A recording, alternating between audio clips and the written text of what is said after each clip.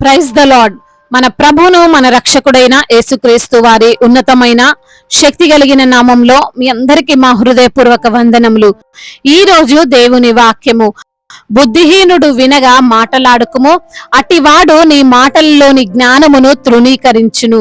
సామెతల గ్రంథము 23వ అధ్యాయము 9వ వచనము. Do not speak to fools, for they will scorn your prudent words. Proverbs chapter 23 verse 9. ఈ రోజు నిమిత్తము దయగలిగిన దేవుడు మనకు అనుగ్రహించిన వాక్య భాగమును బట్టి ధ్యానించుకుందాము. ప్రభునందు ప్రియమైన సహోదరి సహోదరులారా, మనము మాటలు మాట్లాడుతున్నప్పుడు దానిలోని సారము అర్థం కాని వారి యొద్ద, వాటిని గ్రహింపలేని వారి యొద్ద, వాటిని తృణీకరించి మనల్ని అపహాస్యము చేసే వారి యొద్ద మనము మాట్లాడవద్దు. అలా మాట్లాడడం వలన వారు దానిని గ్రహించరు, పైగా మనల్ని తృణీకరిస్తారు. మనకే అసలు ఏమి తెలియదు అంటారు. దాన్ని బట్టి అనేక మంది ఈ రోజున వారు అనుకున్న స్థానములో నిలవలేకపోతున్నారు. వారు చేయాలి అనుకుంది చేయలేకపోతున్నారు. వారు నిరుత్సాహముతో వెనుదిరుగుతున్నారు. బహుశా ఈ రోజున ఈ మాటలు వింటున్న నీవు ఇలాంటి స్థితినే ఎదుర్కొంటున్నావేమో. నీవు ఏది చెప్పినా వ్యతిరేకించే వారి మధ్య నీవు ఉన్నావేమో. నీవు ఎంత మంచిగా మాట్లాడుతున్నా నీ వలన కాదు, నువ్వేమి చెయ్యలేవు, నువ్వెంత, నీ జీవితం ఎంత అని త్రోసి పారేస్తున్నారేమో.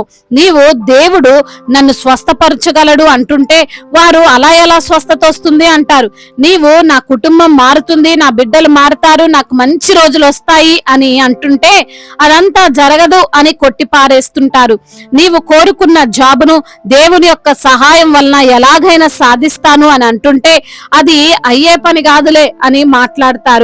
నీవు ఇలా నిరుత్సాహపడిపోయి బలహీనపడిపోయి వారి యొక్క తృణీకారము, వారి యొక్క మాటలు విని ఆగిపోతున్నావు. అందుకే దేవుడు మాట్లాడుతున్నాడు, అటువంటి బుద్ధిహీనుల మధ్య నీ మాటలు, తృణీకరించే వారి మధ్య నీవు మాట్లాడవద్దు.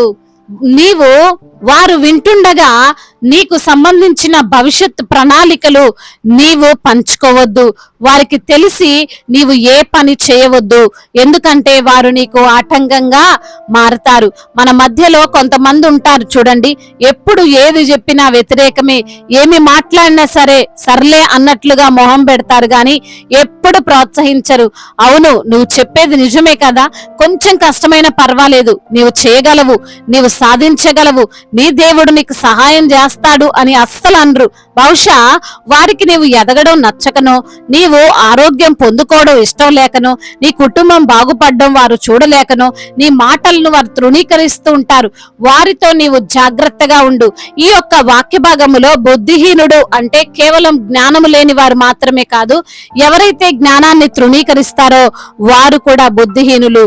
ఎవరైతే తమ మనసుకు నచ్చింది, తాను చూసింది, తనకు తెలిసిందే నిజం, మిగతాదంతా కూడా అబద్ధం అని అంటారో వారే బుద్ధిహీనులు.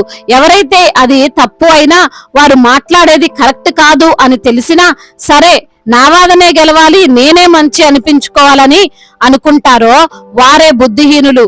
మరి కొంతమంది ఉంటారు, ఈయన చెబితే వినాలా, ఈమె చెబితే వినాలా అని పెడచెవిన పెట్టి కొన్నిసార్లు ఆ మాటలను అపహాస్యం చేసేవారే బుద్ధిహీనులు. ఇలాంటి లక్షణాలు ఉన్న వారి దగ్గర చూసుకొని మాట్లాడాలి. అందుకే యేసయ్య అంటాడు, పందుల ముందు ముత్యాలు వేయకండి అని, అవి వాటిని త్రొక్కుతాయి అని. ఆ ముత్యాల విలువ ఆ పందులకు తెలియదు కాబట్టి త్రొక్కుతాయి. అదే ముత్యాలు ఒక మనిషికి ఇస్తే తీసుకొని వెళ్లి బీర్వాలో భద్రంగా పెట్టుకుంటాడు కదా. కాబట్టి ఈ యొక్క మాటలు వింటున్న ప్రియమైన సహోదరి సహోదరుడా, కొన్నిసార్లు నీ ఓటమికి, కొన్నిసార్లు నీకు స్వస్థత రాకపోవడానికి, నీవు అప్పుల్లో మునిగిపోయి దాంట్లో నుండి బయటకు రాలేకపోవడానికి కారణం నీవు ఎక్కడ మాట్లాడుతున్నావు, ఎవరి సలహా తీసుకుంటున్నావు అనేదే.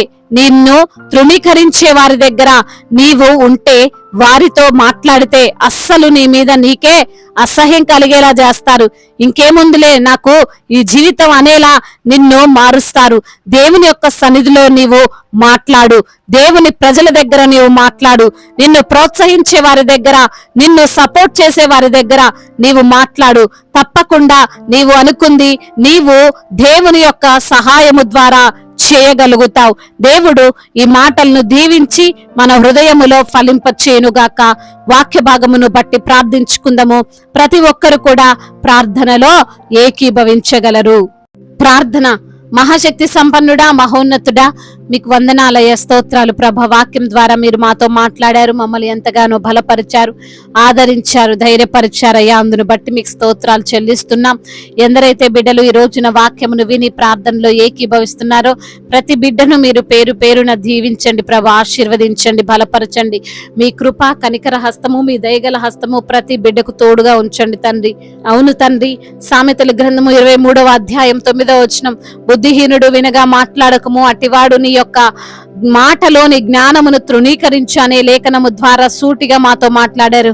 అవును ప్రభా, మా యొక్క ఎదుగుదలను చూడలేక, మా యొక్క స్థితిని చూడలేక, మా కుటుంబము బాగుపడడం చూడలేక ప్రభా, మా యొక్క మాటలను తృణీకరిస్తూ అయా మా మాటలను తండ్రి పెడచెవున పెట్టేవారు ఉంటారని తండ్రి, వారి ముందు మేము మాట్లాడకూడదని జాగ్రత్త కలిగి ఉండాలని తండ్రి ఈ రోజున వాక్యం ద్వారా సూటిగా మాట్లాడారు ప్రభా. అందును బట్టి మీకు స్తోత్రాలు. ఎందరైతే బిడ్డలు ఈ రోజున నా తండ్రి వారికి ఉన్న కష్టాలను బట్టి, వారికి ఉన్న శ్రమలను బట్టి, వారికి ఉన్న వేదనలు బట్టి తండ్రి అయా మీ సన్నిధిలో మొరపెడుతున్నారో వారి మొరను మీరు ఆలకించండి. సంపూర్ణ ఆరోగ్యంను వారికి అనుగ్రహించండి. వారి రోగములను యేసు నామములో కొట్టివేయండి. మీరు పొందిన దెబ్బల చేత వారికి స్వస్థతను కలగజేయండి తండ్రి. అదే విధంగా ఆర్థిక సమస్యల నుండి వారిని లేవనెత్తండి. అప్పుల భారాల నుండి విడుదల దయచండి. కుటుంబపరమైన ఇబ్బందులు, ఒత్తిడులు అన్నిటి నుంచి కూడా విడుదల దయచండి. ముఖ్యంగా నా ప్రభా, కుటుంబంలో సమాధానము, నెమ్మదిని, శాంతిని అనుగ్రహించమని వేడుకుంటున్నాం. అదే విధంగా నా తండ్రి, ఎందరైతే బిడ్డలు ఈ రోజున ప్రయాణాల్లో ఉన్నారో వారి ప్రయాణం అంతటిని అయా సుఖముగా, సౌఖ్యముగా, క్షేమకరముగా ఉండునట్లుగా కృప చూపించమని బ్రతిమిలాడుకుంటున్నాం. అదే విధంగా నా తండ్రి అయా రక్షణ లేక ఉన్న ప్రతి బిడ్డకు రక్షణ దయచేయండి. జాబ్ లేక ఉన్నటువంటి ప్రతి బిడ్డకు జాబ్ను మీరు అనుగ్రహించండి. అయా జాబ్ చేస్తూ ఉండి కూడా ప్రభా ఆటంకాల మధ్యలో ఉన్నటువంటి ప్రతి బిడ్డను మీరు జ్ఞాపకం చేసుకోండి. ఆ ఆటంకాలను యేసునామములో దూరపరచమని బ్రతిమిలాడుకుంటున్నాం. అదే విధంగా నా తండ్రి అయా ఎందరైతే బిడ్డలు ఈ రోజున నా తండ్రి బిజినెస్ చేస్తూ నష్టపోయిన స్థితిలో ఉన్నారో ప్రభా, నష్టాలను లాభకరంగా మార్చమని బ్రతిమిలాడుకుంటున్నాం. అదే విధంగా నా ప్రభా, చిన్న బిడ్డలందరినీ కాచి కాపాడండి. యవన బిడ్డలందరికీ మీరు తోడుగా ఉండండి. యవన వయసులో మీ కాడిని మోసే కృపను దయచండి. ముఖ్యంగా మీ యందు భయభక్తులు కలిగిన జీవితాన్ని వారికి మీరు ప్రసాదించండి. తల్లిదండ్రి మాటకు లోబడే బిడ్డలుగా ప్రతి యవన బిడ్డను నిలవబెట్టండి. వివాహాల విషయంలో మీ చిత్తమేమిటో బిడ్డలకు బయలుపరచండి. సాటి అయిన సహకారిని వారికి మీరు అనుగ్రహించండి. అయా మరి తండ్రి అదే విధంగా నా ప్రభా, గర్భఫలము లేక బాధపడుతున్న బిడ్డలను మీరు జ్ఞాపకం చేసుకోండి. ఎన్నో సంవత్సరాలు వివాహమైనప్పటికీ నా తండ్రి అయా మరి తండ్రి పిల్లలు లేక తండ్రి బాధపడుతున్న తల్లులు ఎంతో మంది ఉన్నారయ్యా. వారిని మీరు జ్ఞాపకం చేసుకోమని వేడుకుంటున్నాం. అయ్యా వారికి గర్భఫలాన్ని దయచేయమని బ్రతిమిలాడుకుంటున్నాం. గర్భిణీ స్త్రీలను మీరు జ్ఞాపకం చేసుకోండి. తల్లి బిడ్డలకు క్షేమాన్ని దయచేయమని వేడుకుంటున్నాం. అయ్యా కడుపులో ఉన్నటువంటి బిడ్డను మీరు తాకండి. మంచి ఆరోగ్యవంతులుగా వారు ఉండడానికి సహాయం చేయండి. ఇప్పుడే పుట్టిన ప్రతి బిడ్డను మీ యొక్క కాపుదల్లో భద్రపరచండి. అయ్యా ఏ ప్రమాదం వారికి రాకుండా మంచి ఆరోగ్యాన్ని వారికి అనుగ్రహించమని, తల్లికి నీ బిడ్డకు క్షేమాన్ని మీరు అనుగ్రహించమని వేడుకుంటున్నామయ్యా. అదే విధంగా నా ప్రభా ట్రాన్స్ఫర్ విషయంలో మరి అదే విధంగా నా తండ్రి ప్రమోషన్ విషయంలో మీరు సహాయం చేయండి తండ్రి. కృప చూపించండి నా దేవ. అదే విధంగా భారతదేశాన్ని అధికారులను మీరు జ్ఞాపకం చేసుకోండి. సమాధాన దేశముగా ఉండునట్లుగా అయా మా భారతదేశాన్ని నిలవబెట్టండి నా తండ్రి. మా భారతదేశము సమాధాన స్థితి కలిగి ఉండునట్లుగా సహాయం చేయండి తండ్రి. అధికారులందరికీ సమయోచితమైన జ్ఞానాన్ని దయచేయండి నా తండ్రి. దైవజనులకు మీరు తోడుగా ఉండండి అయ్యా. అయా మరి తండ్రి మీ యొక్క సువార్త పని చేస్తున్న ప్రతి బిడ్డను కూడా జ్ఞాపకం చేసుకోండి అయ్యా. అయా మరి అదే విధంగా విశ్వాసులను మీరే కాచి కాపాడండి తండ్రి. సంఘ కాపరికి మీరు తోడై ఉండండి అయ్యా. మీ పరిచర్య జరిగిస్తుండగా వచ్చే అడ్డంకులు, ఆటంకాలు అన్నిటి నుంచి కూడా విడుదల దయచేయండి తండ్రి. అయా అదే విధంగా నా ప్రభా అయా ఎందరైతే బిడ్డలు అనాథలుగా, అభాగ్యులుగా ఉన్నారో, తల్లిదండ్రులు లేని వారిగా ఉన్నారో ప్రభా, అయా విధవరాలుగా ఉన్నారో వారిని జ్ఞాపకం చేసుకోండి.